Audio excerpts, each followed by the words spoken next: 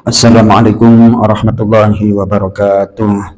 Bismillah, alhamdulillah, wassalatu wassalamu ala rasulillah wa ala alihi wa ashabihi wa mawalah, amma ba'du. Jemaah sekalian yang dimuliakan Allah subhanahu wa ta'ala, jemaah Masjid Nurul Ikhlas rahimakumullah.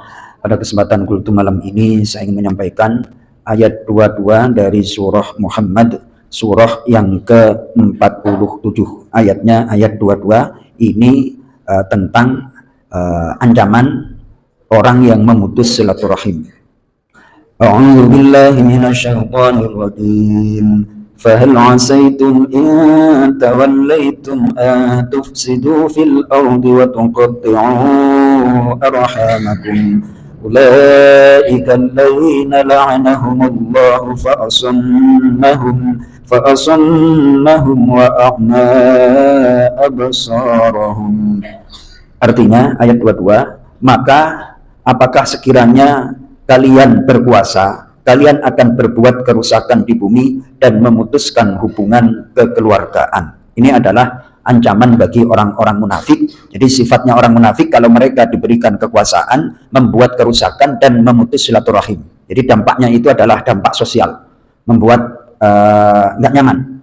Kemudian ancamannya orang yang memutus silaturahim dan berbuat kerusakan, ayat yang ke-23, mereka itulah orang-orang yang dikutuk oleh Allah, dilaknat oleh Allah, dijauhkan dari rahmat kasih sayang Allah, lalu dibuat tuli pendengarannya dan dibutakan penglihatannya.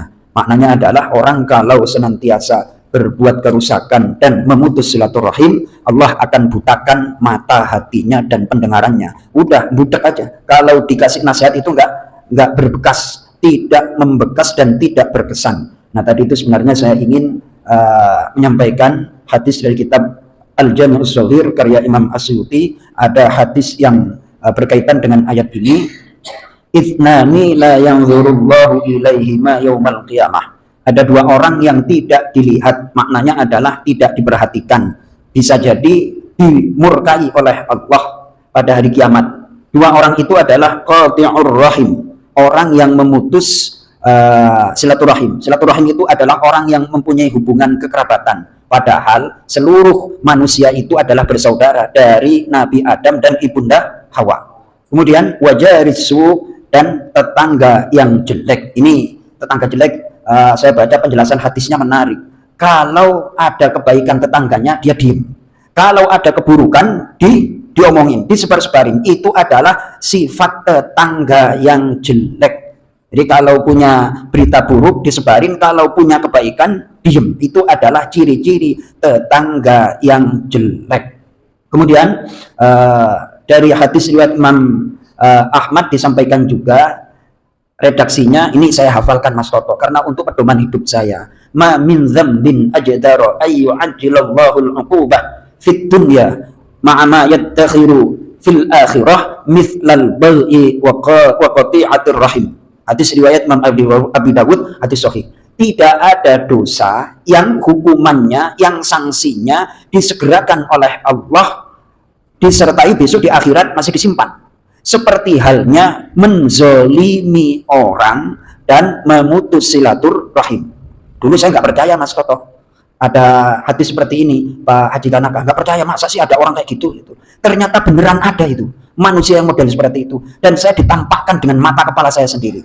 Nggak mau silaturahim sama saudaranya seumur, katakanlah berpuluh-puluh tahun. Saudaranya mau datang, dia nggak mau nerima. Akhirnya mati satu pun saudaranya nggak ada yang itu. Dengan ini saya nyata, ini direkam, ini nyata itu Mas Toto. Orang tuanya meninggal nggak hadir. Jangankan saudara biasa, orang tuanya meninggal nggak dihadiri, ya jauh lah, sejauh-jauhnya itu harus kan, nggak berpaspor aja pulang kok. Itu nyata. Terus akhirnya Allahu Akbar, Allah Maha Besar, karena nyata itu di dunia. Tidak ada satupun keluarga besar yang bertakziah. Kenapa? Selama hidup dia nggak pernah silaturahim. Nyata di depan mata. Na'udzubillah, tsumma na'udzubillah. Jangan sampai kita sejengkel apapun sama saudara keluarga memutus silaturahim. Justru kalau kita mampu untuk bergaul dengan mereka, pahalanya double Mas Toto. Pahalanya apa? Gimana nggak double? Itu pahala sama orang lain sama pahala saudara lebih banyak pahala saudara. Nah, kenapa? Karena saudara itu ya kartunya kelihatan Mas Toto, jengkelin. Nah, kalau kesini pasti ada apa namanya, ada butuhnya. Lah giliran dia baik, nggak mau silaturahmi, ya tetap itu saudara kita, tetap saudara. Justru kalau kita mampu membangun, menjaga hubungan yang model seperti itu, dilimpahkan rezekinya pasti itu.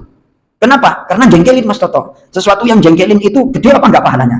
Ah, gitu. Kalau mentraktir sama Mas Toto apa namanya itu reuni itu kan sekolah, bukan apa namanya, nggak ada hubungan kekeluargaan, nyantai-nyantai sama saudara.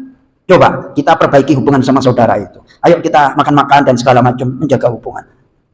Itu berlipat-lipat pahalanya. Karena ada hadis bahwa sedekah terhadap orang lain itu pahalanya 1, akan tetapi sedekah kepada saudara kerabat pahalanya 2. Kok bisa? 1 karena menjaga silaturahim, yang kedua pahala sedekah itu sendiri. Beneran Mas Toto?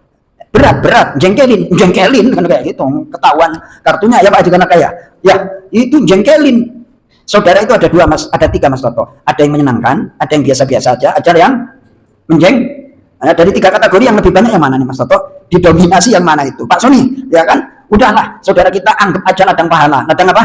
Ladang pahala, jangan digedekin. Karena itu amanah titipan Allah untuk melipat gandakan pahala. Kalau kita menjaga silaturahim, rahmat dan rezeki akan berlimpah. Kalau kita memutus silaturahim, naudzubillah wal iyadzubillah, jangan sampai kita dilaknat oleh Allah baik di dunia maupun di akhirat. Insyaallah jamaah Masjid Nurul Ikhlas adalah hamba Allah yang rajin silaturahim, rajin berbuat baik, sehingga hasanah fid dunya, hasanah fil akhirah. Assalamualaikum warahmatullahi wabarakatuh.